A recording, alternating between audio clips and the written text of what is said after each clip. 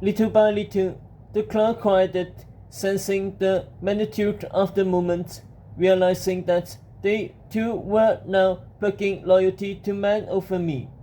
Sophie seemed to steer from her gaze, as if deep inside, a kernel of the past had shaken loose in her memory.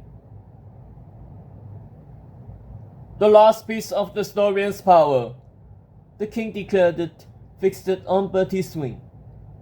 The last differ between man and Pan. Bertie stepped forward, his eyes on the king. Wyatt nodded. My spirit cries out in its shell. The sheriff's old friend opened his palm. Nottingham's wing falls into the fire. Crackle, wish, pop. The wing is no more. All that's left of me is a whisper. For the first time, the king's face softens, the wacko facade falling away, as if he too had dipped into memory. With my pen, I vow to write these words as they should be, to give all your stories to the endings they deserve. His gaze fell on Dean Buchard in the crowd. Including mine. The Dean locked eyes with Wyatt, a cold tingle warming up her spine. She peered closer at him. He sees you, Arjun blurted, grabbing her. Wyatt remembers. By the time the Dean turned back, the king had regained her pose, his focus on his bride. No more wings left. No more purchase to make, he said, touching Sophie's cheek. Except one. Slowly, his eyes lifted. From Lion's wing's tip birthed two golden wings. One floated into the king's hand, one into his bride's. Lion's wing glowed brighter in the sky, the witness to this moment, both utter and growl. With this wing, I feel wet, the king said to Sophie. He slipped his wing onto her finger. What power I have left, Dwardos, my words filter on the page, as if they cannot sustain another blow. Sophie stayed lost in his eyes. With this wing, I feel wet, she repeated. No hesitation, she slid her wing onto his finger.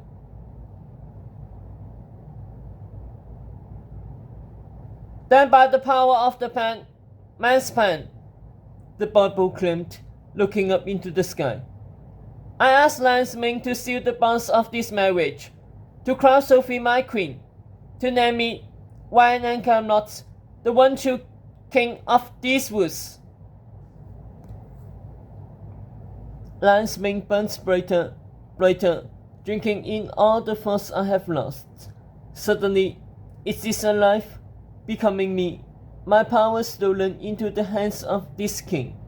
Against the night, his pen paints a queen's crown, 5 weapons of jewels topped with a wing of fleur-de-lis.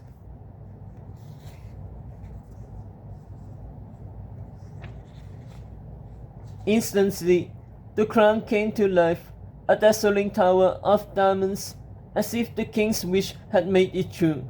Before the crown sat down upon Sophie's head, Sophie touched its grooves, the blinding glare of jewels casting sparkles on her hands.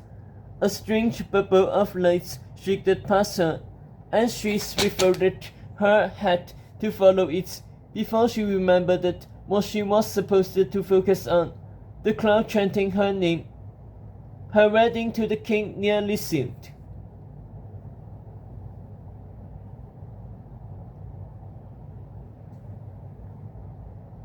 As for this king, his focus was only on the pen, alive with the power of 100 flames.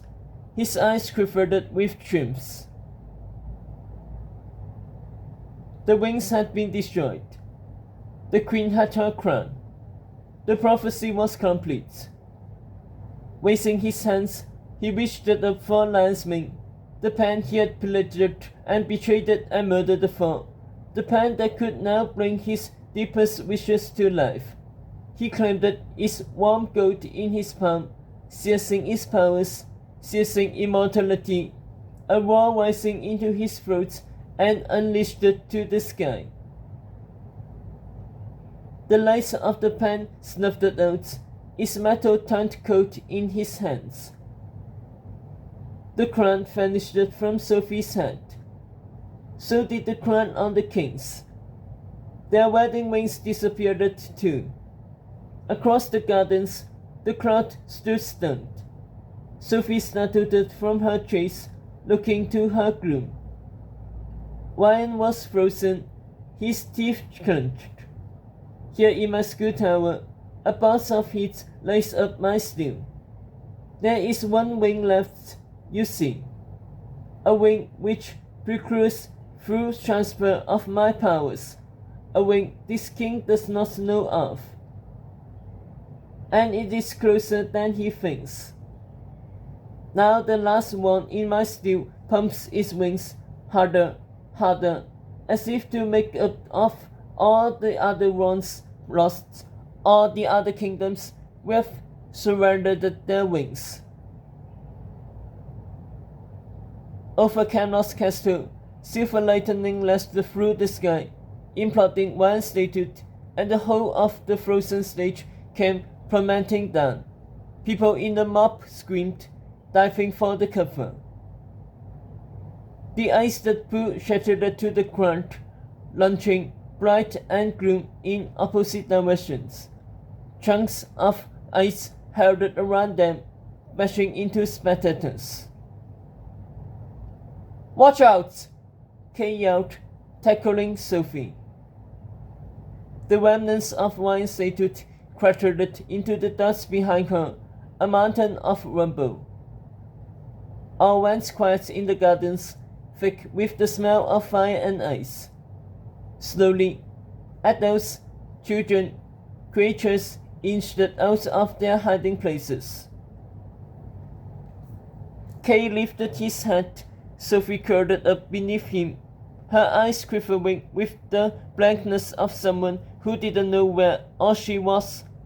She spotted the king, flat on his stomach near the statue's wounds, lion's mane clenched in his fists. Seeing Ryan centered at her. But suddenly, from the king's belt, Excalibur rocketed out of its sheath by its own power, flying high above the castle, sword tip gleaming like the points of a pen, before it came ashing down into the statue's rubble. It landed blade fast at the top of the heap, its hilt high and standing, like a cross out of a grave. The hilt magically opened, a scroll rising from inside. As the king and the princess watched, the crowd shell-shocked around them.